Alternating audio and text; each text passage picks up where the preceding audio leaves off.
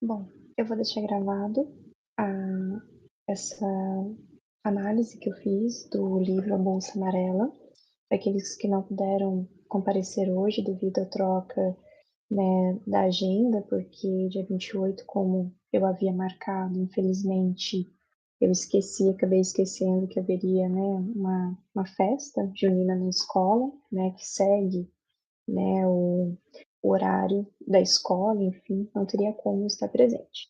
Mas eu vou seguir com esse projeto da mesma forma e eu vou deixar gravado aqui e vou disponibilizar no grupo, quem depois quiser acompanhar.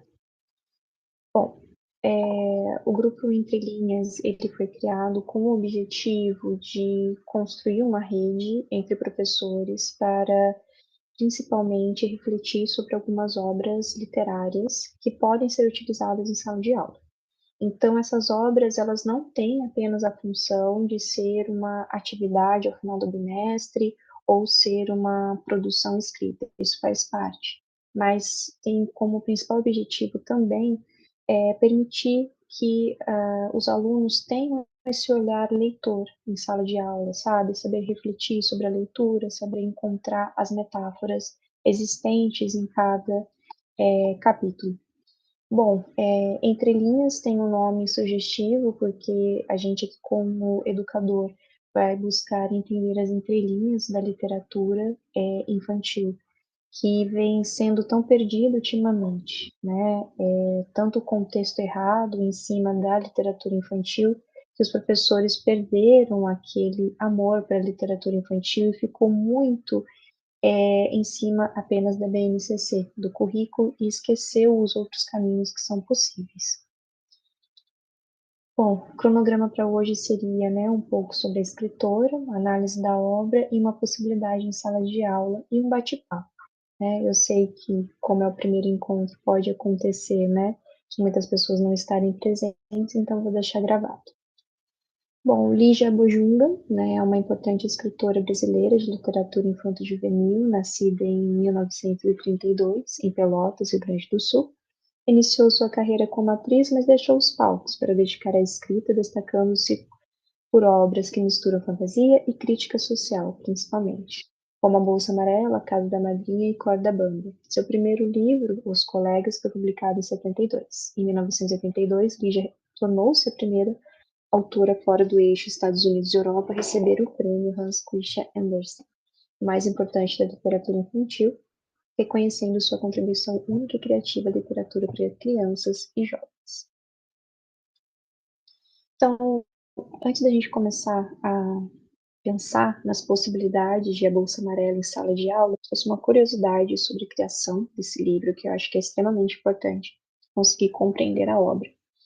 Quando o livro foi escrito, o Brasil atravessava o tenebroso momento da ditadura cívico-militar, e como ela mesma argumentou, os generais não liam os livros destinados a crianças e adolescentes.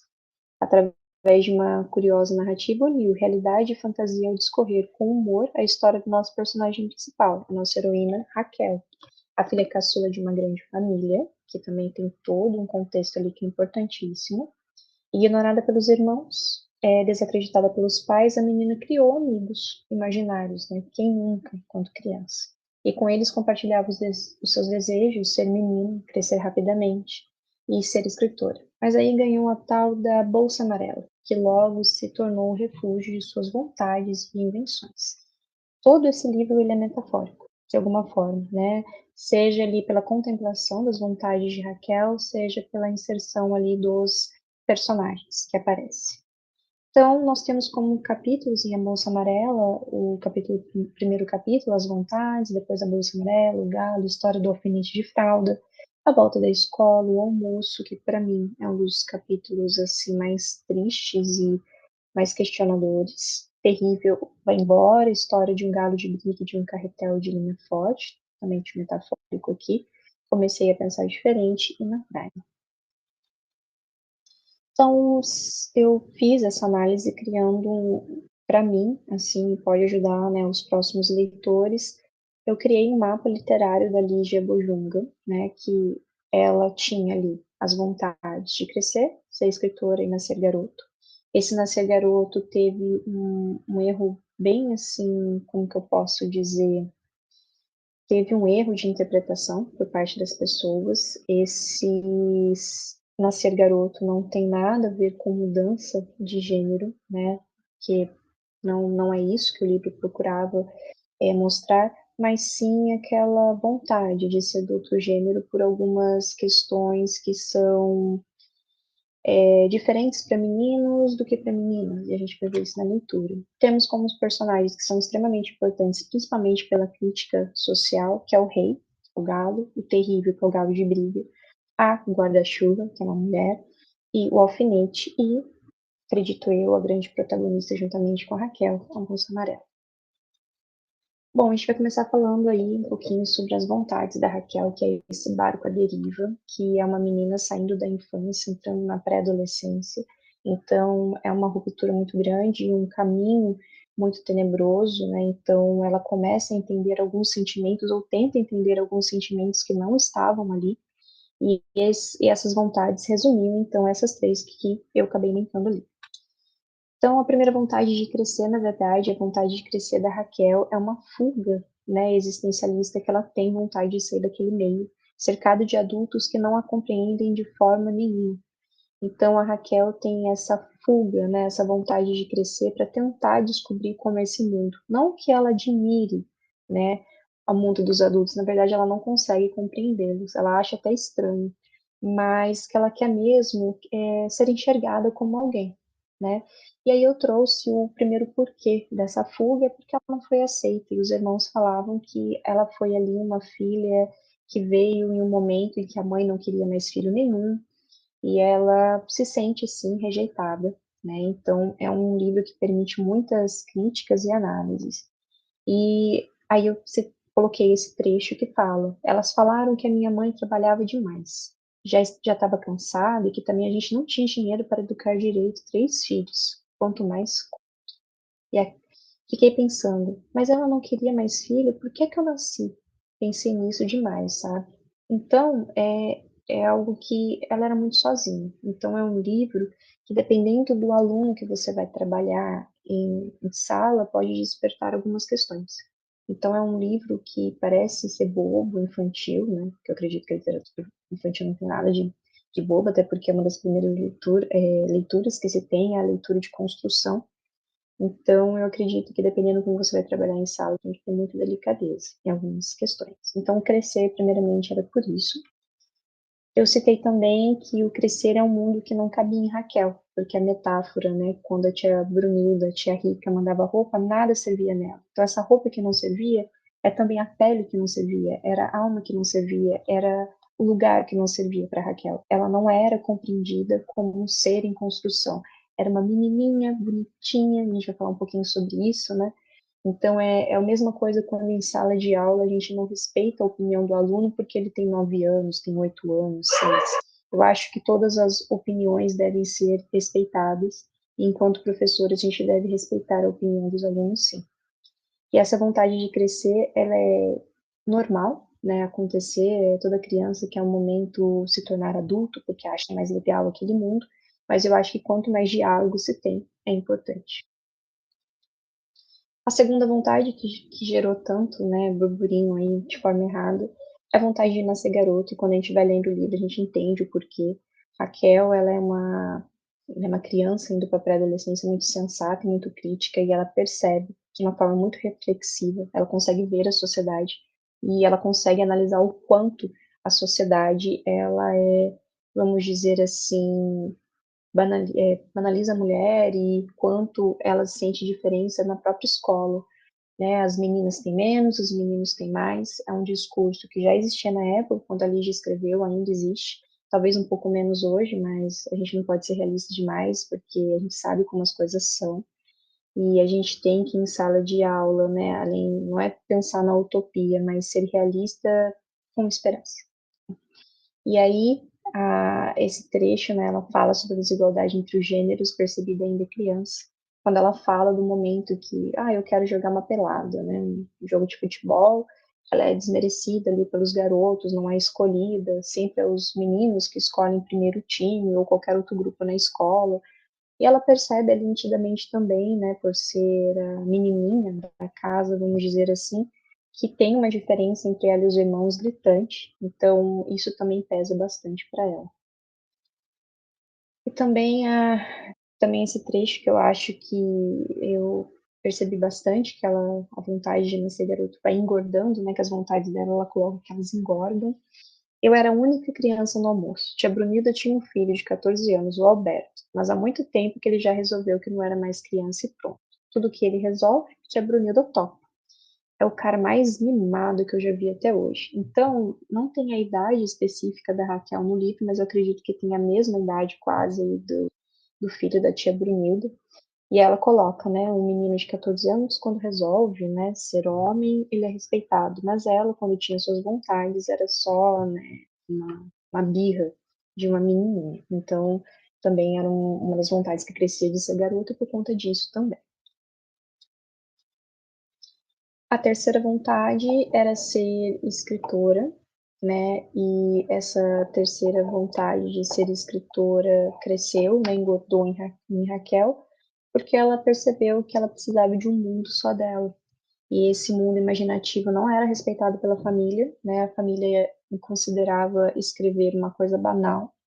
E aí ela vai criando, né? Tudo que é dito não para Raquel meio que engorda essa vontade dela e ela percebe ali que precisa escrever para ser livre, né? Eu acho que tem muito da Lígia também nessa personagem. E aí eu coloquei um trecho aqui. A coisa começou a esquentar. Escrevi dizendo que tá bem, eu ia, mas só se ela fosse comigo. Ela topou. Então inventei a viagem. Foi aí que minha irmã cismou de fazer a arrumação. Quem é essa tal de Lorelai que quer ajudar a fugir de casa? Então ela vai, só para colocar que ela vai criando esse mundo, essas personagens que ela se sentia muito sozinha, também porque ela era a mais nova de casa, então não tinha ninguém ali para tentar conversar com ela, entender o mundo dela. Então a vontade de ser escritora.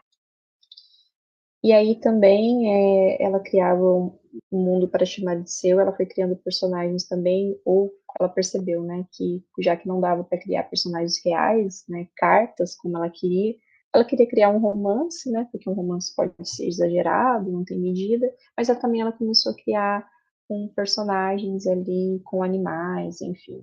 Não chega a ser uma fábula, acredito eu, mas não analisei por esse ponto, mas é interessante como esses personagens, esses animais, no decorrer da escrita, não são só animais. Você meio que esquece um pouco, talvez, né, em alguns diálogos ali.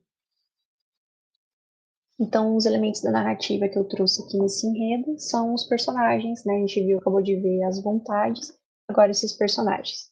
Eu acredito que os personagens foram para Lígia um momento de reflexão da sociedade, né?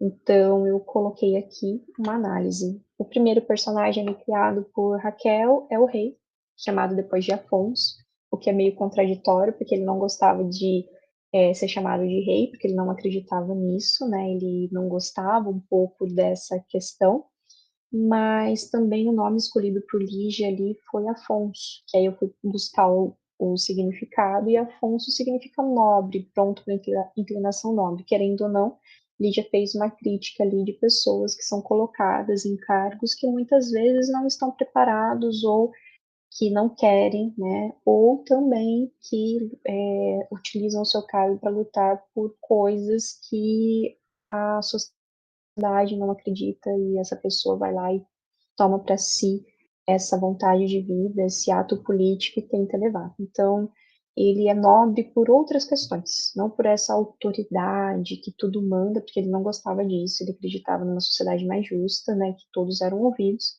mas era algo dele, era uma nobreza em admitir isso.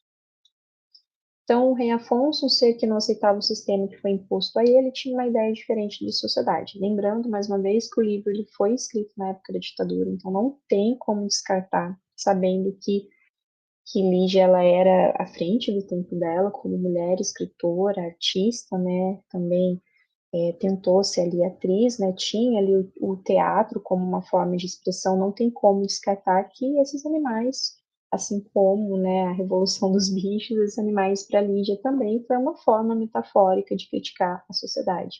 Então, quando ela tem ali o Afonso, alguém que acredita nos direitos universais, acredita nos direitos iguais, que não tem que a galinha perguntar para ele sempre, né, o que, que é para eu fazer, que ele acha que as pessoas, né, as galinhas ali precisam ter mais autoridade de voz, no sentido de procurar sentido sozinhos, lutar pelo que querem, e também a metáfora de chamar ali a sociedade de um galinheiro, né? Então, também eu acho que foi uma crítica da Lígia nesse sentido.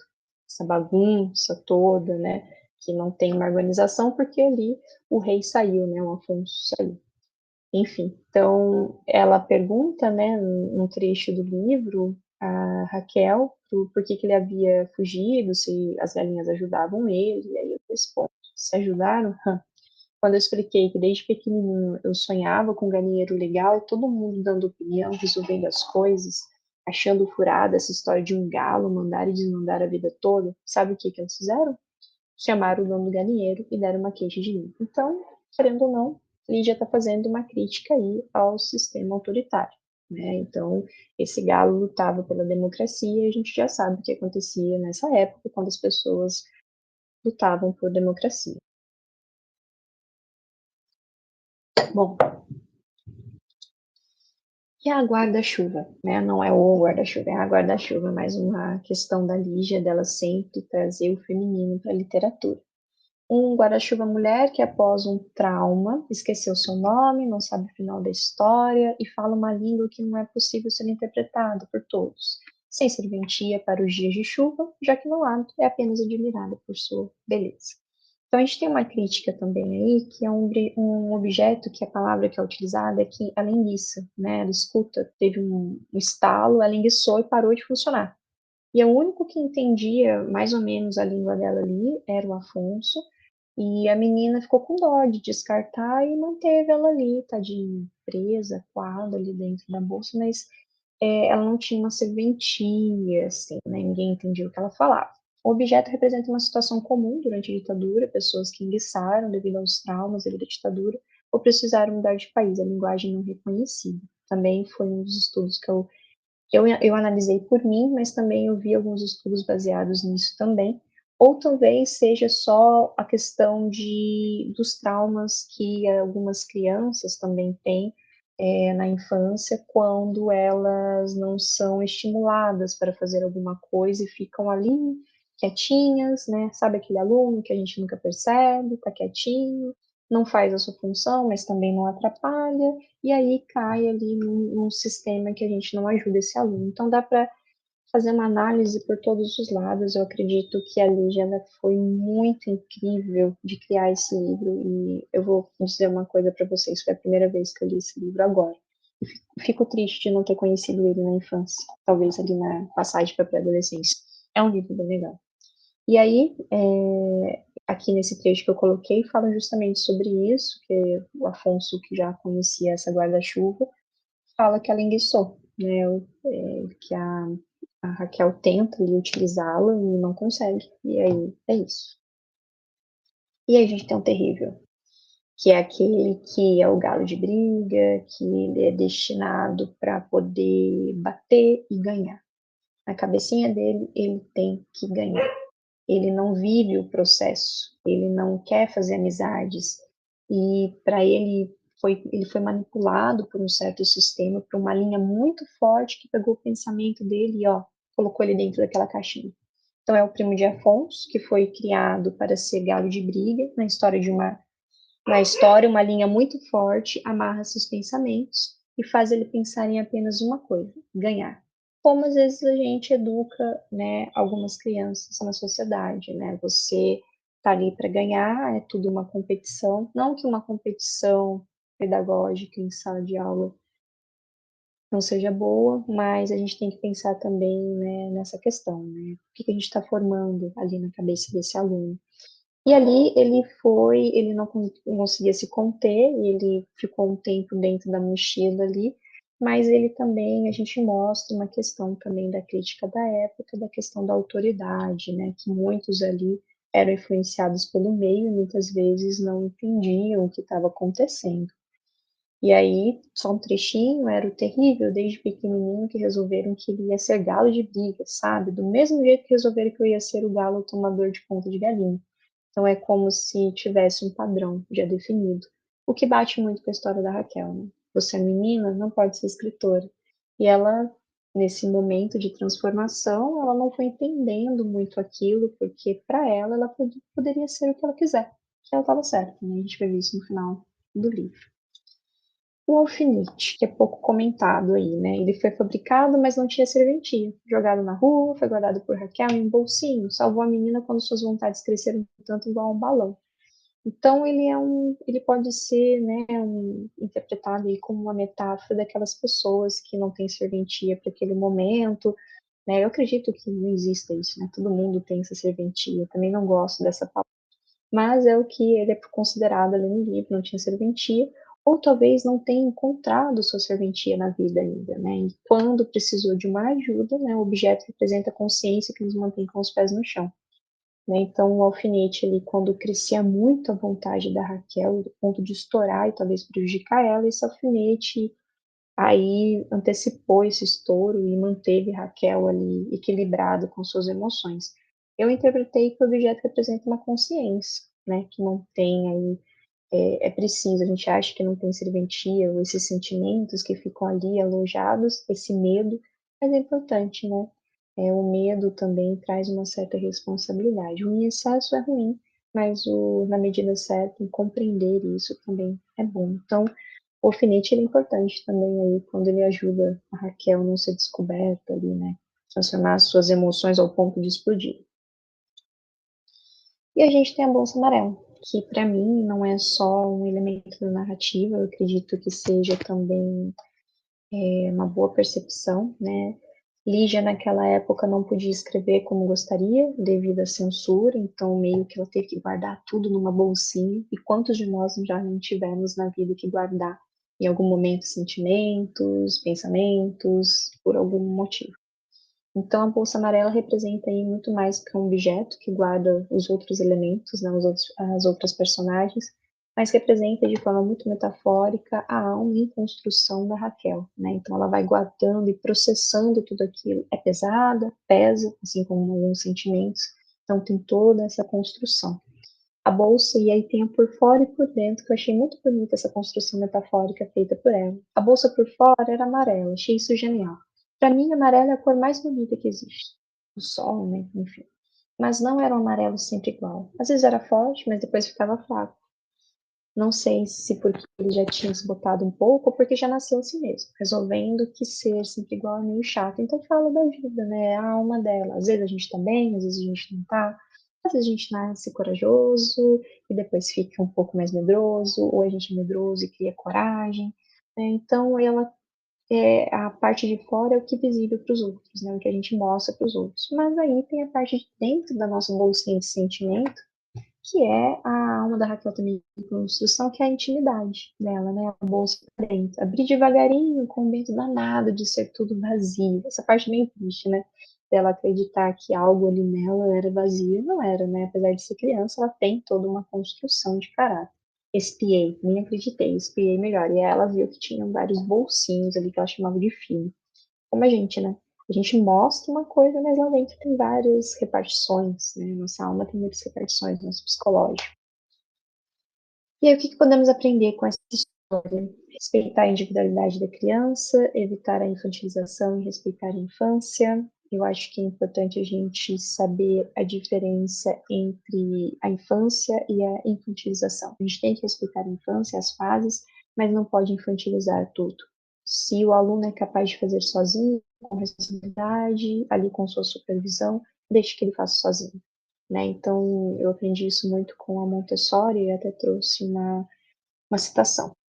Conhecer as vontades, explorar isso através do diálogo. Todo adolescente, ainda mais, né?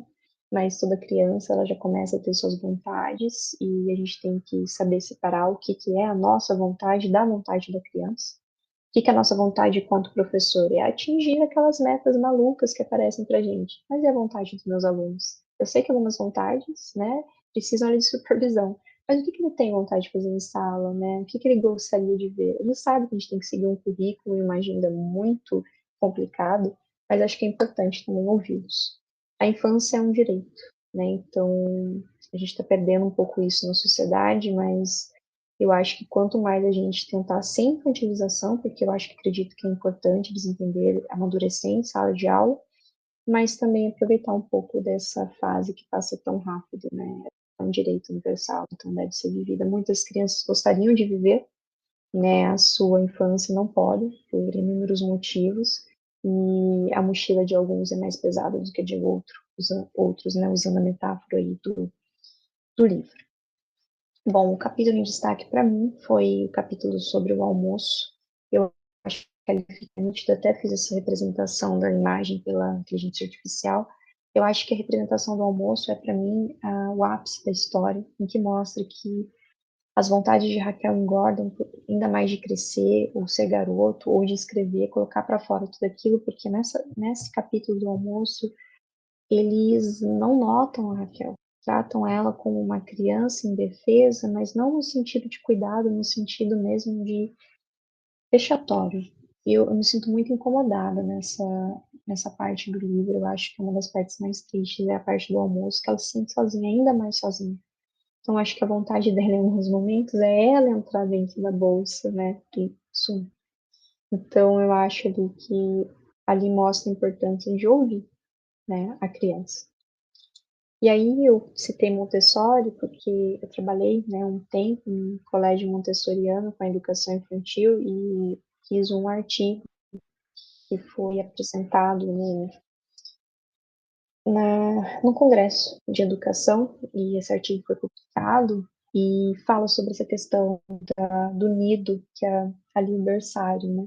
Mas estudei as outras fases também dentro de Montessori, e tem uma ideia quando nessa parte do almoço que é tudo usar criancinha, roupinha, sabe, o diminutivo. Tem um momento na fase da criança que naturalmente a linguagem dela tem esse diminutivo e a gente tem que respeitar, não reproduzindo e não aumentando isso, né? Que já é uma pré-adolescente, a Raquel, então ela era tratada muito como criancinha. Então, a gente tem que respeitar e tratar o aluno ou a criança não como adulto, tem que tratar como a idade dele, mas não tentar chegar no nível do aluno, né? Tentar ter um diálogo sensato, né? Um diálogo limpo com o aluno. E aí eu trouxe essa ideia central, né? A ideia central é que o adulto fala com a criança de forma calma, natural e com vocabulário rico, evitando o uso de diminutivos como forma de simplificação excessiva ou infantilização. Essa infantilização, ela não é saudável, né? Então a Raquel dá para perceber que ela coloca ali, né? Eu ia respondendo e pensando, será que eles acham que falando comigo do mesmo jeito que eles falam um com o outro eu não vou entender? Por que será que eles botam um em tudo e falam com essa voz meio bobalhona, né? Então a Raquel não entendia por que eles não conversavam de outros assuntos com ela, não assuntos que não dissessem respeito à idade dela, mas conversassem naturalmente como eles conversavam ali na mesa. Ela só queria se sentir inserida naquela situação. E aí eu trouxe uma das possibilidades que eu encontrei na internet, né? Eu vou deixar gravado e depois gostaria de ouvir, né? E falarem de vocês, se vocês já trabalharam essa obra. As possibilidades em sala de aula, eu encontrei esse da rede salesiana, de Uberlândia, eu achei muito interessante porque é uma ideia muito simples. Você pode ver que o mural nem tem tantos recursos, é o que é utilizado na escola mesmo, a professora do sexto ano trabalhou com eles literatura, o livro, a Bolsa Amarela, então lá eu li, né, no site que eles leram, ah, foi uma leitura guiada, então a professora lia o primeiro capítulo, trabalhava o primeiro capítulo, lia o segundo, e assim por diante, ia trabalhando. A leitura era só feita em sala, ali mesmo, para ter essa reflexão, né, talvez se acontecesse alguma dúvida. E ao final, quando eles terminaram de ler, a professora não fez uma prova do livro, né? Que eu acho interessante também em alguns casos, mas ela resolveu fazer um mural coletivo. E eu achei muito bonitinha a ideia porque ela colocou minhas vontades, né? E aí colocou ali a representação da mochila e colocou os pequenos cards à vontade ali que estava escondidinha de cada um e que o aluno se sentia à vontade de que as pessoas passassem, né? Então eu tinha vontade, quero ser jogador de futebol, que na verdade eu acho que a professora trabalhou isso com eles, mas eu acho que não tem tanta diferenciação para a criança, o que é uma vontade e o que é um sonho, né? Ou um objetivo. Mas eu achei interessante que eles colocaram, alguns colocaram, quero ser jogador de futebol como uma vontade, e teve gente que colocou, ah, quero comer macarronada no domingo. Então eu acho que são essas vontades grandes ou pequenas que engordam ou não, né, utilizando a linguagem da Raquel. E aí a professora fez esse mural. Também aí tem mais um pouquinho sobre o mural, e eles também representaram, a cada capítulo que eles liam, eles faziam um desenho em sala para representar aquele capítulo. Interessante do desenho é que, por exemplo, o primeiro capítulo parecem desenhos diferentes, né? Então, cada aluno focou em alguma coisa, como é na literatura mesmo, né? A gente acaba pegando ali, sendo para gente o que é mais significativo. Bom, eu termino, né, essa gravação. Infelizmente não foi um encontro, eu até entendo, porque teve a mudança, teve gente que não conseguiu ler o livro, mas eu vou deixar, vou disponibilizar o vídeo, vou continuar com o projeto, vou mostrar qual vai ser o próximo livro em breve. Por que devemos valorizar a literatura infantil? Eu estou lendo esse livro, que eu até recomendo, é um livro de apoio que tem na escola em que eu trabalho, e ficam lá os livros, alguns professores pegam, e eu aluguei esse, né? Vamos dizer assim, deixei reservado, peguei recentemente, que é a literatura infantil na escola da Regina Zilberman. E é um livro interessantíssimo, né? Ela é bem didática na forma que ela escreve. E ela diz assim que por que devemos valorizar a literatura? Pois ela sintetiza por meio dos recursos de ficção uma realidade que tem amplos pontos de contato com o que o leitor vive em seu cotidiano. Então, eu acredito que a valorização da literatura em sala de aula deve acontecer no cotidiano, não deve acontecer só em uma época ou outra, porque eu acredito que a literatura ela é uma peça fundamental da sala de aula, ela não deve ser vista como algo complementar. Então, não é porque eu estou trabalhando em um gênero que a BNCC pede, e eu acredito muito na questão da BNCC em equalizar as coisas, mas eu acredito também que o professor tem que ir além. Eu sei que com o tempo que a gente tem é bem complicado, mas eu acho que inserir a literatura, diferentes literaturas em salas, leituras guiadas, acho que isso não deve se perder. Bom, aconteceria agora o bate-papo, mas eu só vou deixar gravado mesmo esse encontro, devido à agenda. Mas eu deixo posteriormente esse bate-papo, vai ficar gravado, eu vou disponibilizar esse vídeo e espero que no próximo encontro a gente consiga organizar uma data aí que todos possam comparecer. É isso. Obrigada e até o próximo encontro.